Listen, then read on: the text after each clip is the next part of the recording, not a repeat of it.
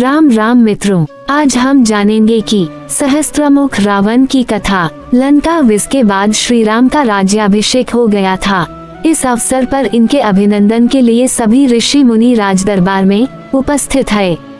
उन्होंने एक स्वर से कहा, रावण के मारे जाने से अब विश्व में शांति स्थापित हो गई है।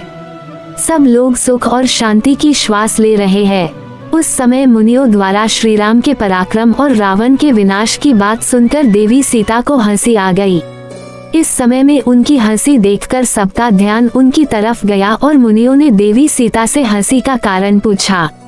इस पर सीता ने राम जी तथा मुनियों की आज्ञा लेकर एक अद्भुत वृतांत बतलाते हुए कहा, जब मैं छोटी थी तब मेरे पिता महाराज जनक ने अपने घर में एक ब्राह्मण को आदरपूर्वक चातुर्मास्य व्रत करवाया। मैं भली भांति ब्राह्मण देवता की सेवा करती थी। अवकाश के समय ब्राह्मण देवता तरह तरह की कथा मुझे सुनाया करते थे। एक दिन उन्होंने सहस्त्रमुख रावण का वृतांत सुनाया, जो इस प्रकार है। विश्रवा मुनि की पत्नी का नाम कैकसी था। कैकसी ने 2 पुत्रों को जन्म दिया। बड़े का नाम सहस्त्रमुख रावण था और छोटे का नाम दशमुख रावण।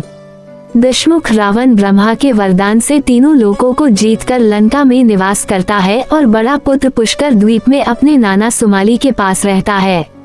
वह बड़ा बलवान है। मेरु को सरसों के समान, समुद्र को गाय के खुर और तीनों लोकों को तृण के समान समझता है। सबको सताना उसका काम है। जब सारा संसार उससे त्रस्त हो गया तब ब्रह्मा ने उसे वत्स, पुत्र आदि प्यार भरे संबोधनों से प्रसन्न किया और किसी तरह इस कुकृत्य से रोका।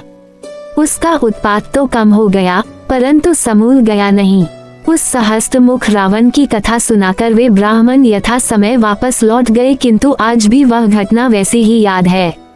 आज आप लोग दशमुख रावण के मारे जाने से ही सर्वत्र सुख शांति की बात कैसे कर रहे हैं, जबकि पुष्कर द्वीप में सहस्त्रमुख रावण का अत्याचार अभी भी कम नहीं हुआ है। यही सुनकर मुझे हंसी आ गई। इसके लिए आप सभी मुझे क्षमा करें।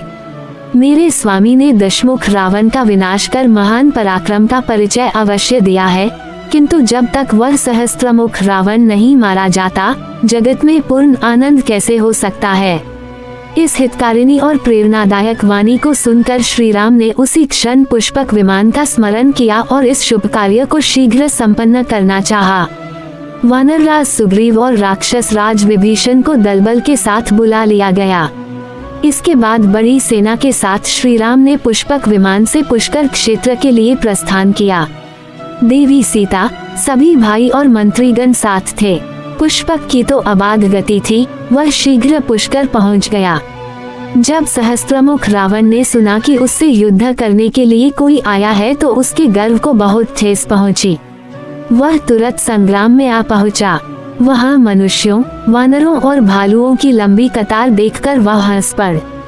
उसने सोचा, इन क्षुद्र जंतुओं से क्या लड़ना है, क्यों न इनको इनके देश भेज दिया जाए। ऐसा सोचकर उसने वायव्यास्त्र का प्रयोग किया। जैसे कई बलवान व्यक्ति बच्चों को गलबहियां देकर बाहर निकाल देता है, वैसे वायव्यास्त्र ने सभी प्राणियों को बाहर निकाल दिया। केवल चारों भाई सीताजी, हनुमान, नल, नील, जाम्बवान, विभीषण पर इसका प्रभाव नहीं पड़ा। अपनी सेना की यह स्थिति देखकर श्री राम सहस्त्रमुख पर टूट पड़े। श्री राम के अमोघ बाणों से राक्षस तिल तिल कटने लगे। ये देख सहस्त्रमुख रावण क्षुब्ध हो गया। वह गरज कर बोला, आज मैं अकेले ही सारे संसार को मनुष्यों और देवताओं से रहित कर दूंगा। ये कहकर वह जोर शोर से राम पर बाण चलाने लगा। श्री राम ने भी इसका जबरदस्त जवाब दिया है। धीरे धीरे युद्ध ने लोमहर्षक रूप धारण कर लिया।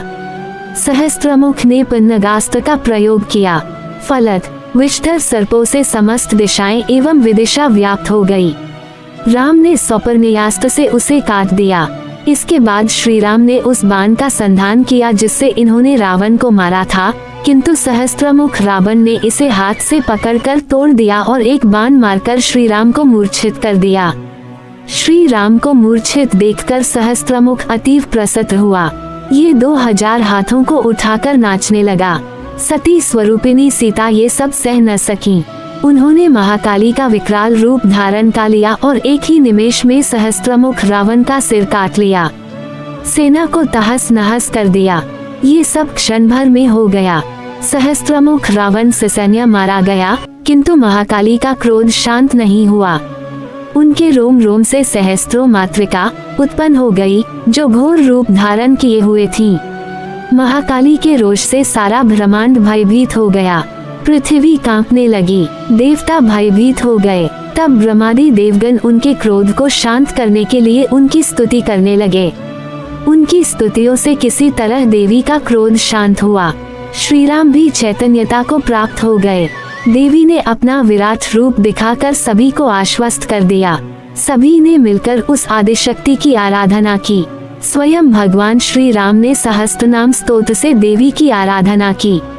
आप सभी रौनक वर्मा चैनल को सब्सक्राइब करें और कमेंट में राम राम जरूर लिखें। धन्यवाद।